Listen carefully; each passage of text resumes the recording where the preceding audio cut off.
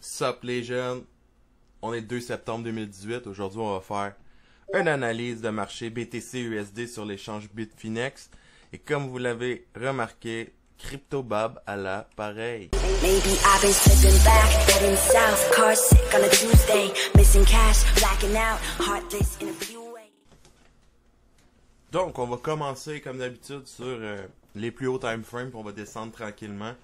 Encore une fois, BTC-USD sur Bitfinex. Donc, on commence, on est sur le weekly ici. C'est la trendline qu'on n'est pas capable de dépasser depuis le début. Celle-là de même. Donc, on voit qu'on se rapproche de plus en plus de notre résistance de trendline en gardant toujours comme support à peu près le 57 100, donc 5700 qui est hold 3 fois jusqu'à date, donc triple bottom pour le 5700. Donc, une contraction du prix, moins en moins de volume. On va attendre le break, puis on va agir sur le break. Fait que, au niveau du weekly, on sait qu'on est dans le moment bullish du mois. On arrive au niveau de la résistance. Fait que c'est sûr qu'on va pas réussir à la défoncer comme au courant de la dernière année au complet. Soit on va pouvoir la défoncer puis venir s'asseoir dessus comme support, partir en bull run. Évidemment, on va toujours... ils disent « follow the trend ». Là, présentement, le trend est bearish, fait qu'il y a plus de chances que ça tombe bearish que bullish, mais on garde toujours espoir. Un reversal, ça peut arriver. Donc, on regarde ça toujours en tête. Donc, on approche de la grande résistance, mais il y a encore un peu d'upside qui est possible. Jusqu'à 8000 maximum à peu près. On va descendre d'un time frame. Sur le daily, là, on le voit encore mieux. Toujours incapable de dépasser la trendline. Donc, ça fait tout le temps des lower high tout le temps, des lower low tout le temps. Jusqu'au 57. Quand on arrive à 5700, là, il n'a pas pu défoncer plus bas. Si on défonce 5700, d'après moi, on s'en va pour un autre leg down. On va retourner encore dans les 3, 4000, 5000. Évidemment, si on réussit à péter le trendline puis venir s'asseoir dessus en support, là, c'est le contraire, c'est le flipping. C'est ce qu'on attendait tous. Ça va être la première fois depuis 2018, dans le fond, depuis un an et quelques, qu'on va faire un higher low, un higher high. Sur le daily, même sur le weekly, on n'a pas vu. C'est tout le temps des lower high, lower high, lower high. Puis on va faire un lower high peut-être. Fait que ça c'est pour le weekly, le daily. On va aller sur 6 heures voir qu'est-ce que ça nous dit.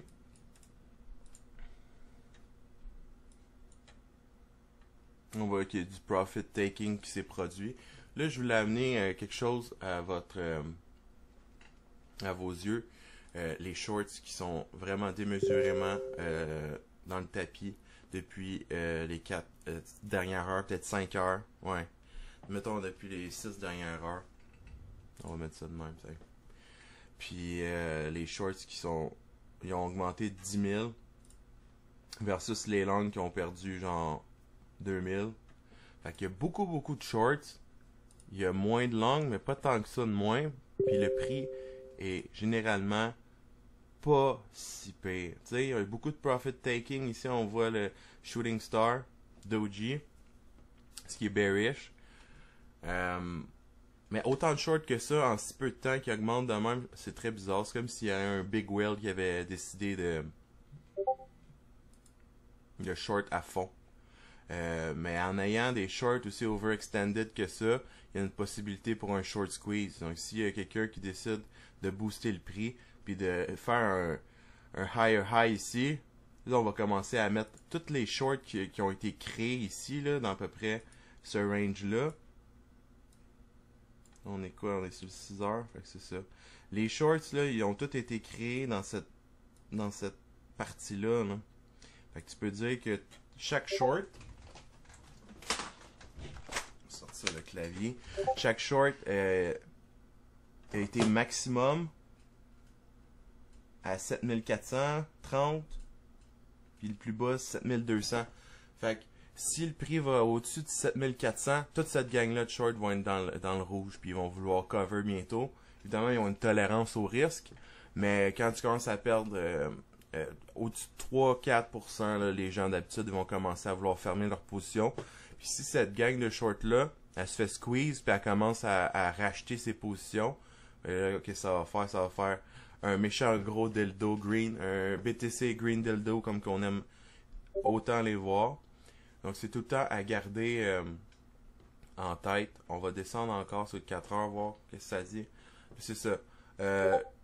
Shooting Star Doji, on est en train de faire une consolidation qui est quand même healthy. On va venir s'asseoir sur le 14 EMA.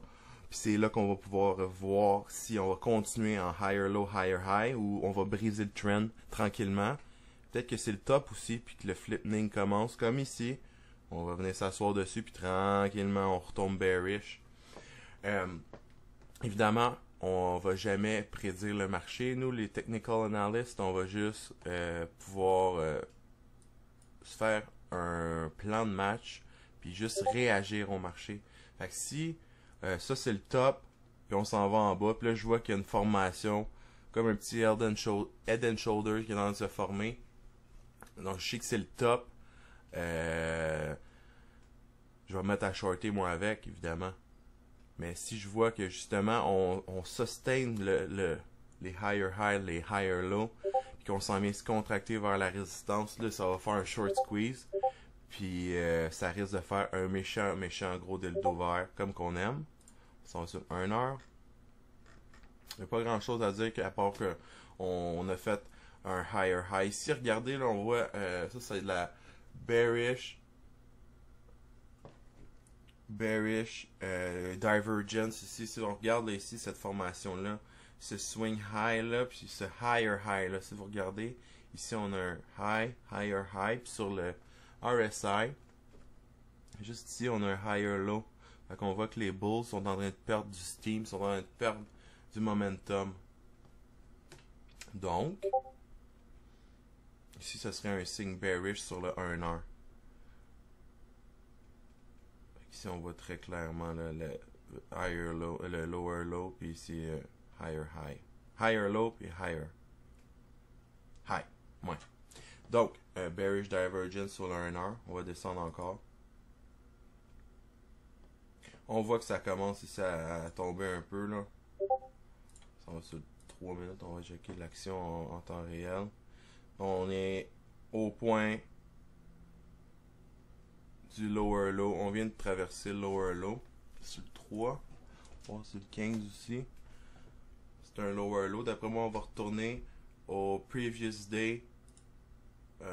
Point of control. Fait que si je reviens ici, je m'en vais sur le 15 minutes. On va regarder le previous day point of control. Je l'avais déjà mis, mais je vais l'enlever. Je vais le remettre juste pour vous autres ici là. Donc previous day point of control. Vous l'avez vu dans mon cours sur les volume profiles. Si vous l'avez pas écouté, retournez là. C'est important. Ici j'ai mon previous day point of control. Je vais le taguer. Puis je vais me dire que dans cette région-là, il y a une grande résistance au pourtour du POC, du Point of Control. Fait que, rendu à ce moment-là, à cet endroit-là, ici, je pourrais décider soit de patienter, voir si le prix va venir utiliser ça comme support pour regrimper, continuer après ça la montée, ou il va défoncer. S'il défonce le Point of Control du previous day, là, je vais être plus en tendance bearish, si on veut. Donc, moi, je prendrais ça ici comme... regardez, il va, là. Comme un entrée. Si je serais long, mais je garderais un stop assez très tight, parce que s'il défonce le Point of Control, on s'en va plus bas. Regardez ici, là, il n'y a aucune support. Fait que ça, c'est sur le 15 minutes. On était rendu là. On vient de perdre le 50 EMA. On va attendre le close tout le temps. Il reste encore 5 minutes. On va voir, peut-être ça va juste faire un wick. Si ça fait un hammer, Ça fait un très gros wick en bas, ça va être bullish. Autant que le gros wick en haut, c'est bearish. On descend encore un peu, mais là on tombe dans les micro time frame. Évidemment, ça tu gardes ça quand tu veux regarder juste les changements de momentum dans ce que tu regardes. Ce qui va pas mal terminer l'analyse générale du BTC. Donc aujourd'hui, moi je regarde les shorts, je regarde les longs. Je garde en tête qu'on est sur le weekly, qu'on est pas mal rendu peut-être dans le top de notre move. Peut-être que c'est juste notre higher low qui vient de se former. Peut-être que c'est une healthy consolidation pour pouvoir venir regagner la résistance. Mais moi, je vais juste agir là-dessus, comme je répète très souvent. Je veux jamais essayer de prédire le marché. Il n'y a personne qui a une boule de cristal. S'il y a quelqu'un qui essaie de vous faire croire qu'il y a une boule de cristal, ben, il dit de la sauce. Donc, voilà où ce qu'on en est sur le BTC, USD, Bitfinex. Si un short squeeze qui se passe, croyez-moi que CryptoBab il va être long, puis il va garder longtemps long, parce que si il y a un short squeeze, on fait un higher high sur les 4 heures, on va se rasseoir avant de pouvoir défoncer la résistance, on va tout de suite par la suite, après, si on vient s'asseoir dessus comme support, puis on remonte, on s'en retourne dans les 10 000 assez rapidement. Puis un long de 7 à 10 000, ça pourrait être assez génial. Donc, on voit là qu'il est en train de revenir proche du POC du previous day. Tranquillement, on va voir si on peut s'asseoir là-dessus, peut se faire une stratégie de long. Et voilà, là, il commence à défoncer la liquidity zone. Donc, une petite analyse pour vous autres rapide. Lâchez-moi un like, lâchez-moi un subscribe, venez me voir dans le Discord, je réponds aux questions, ça me fait plaisir. Je vais faire l'équipe de traders francophones la mieux équipée, puis celle qui fait le plus de cash. Donc, venez me voir, et sur ce, je vous dis ciao!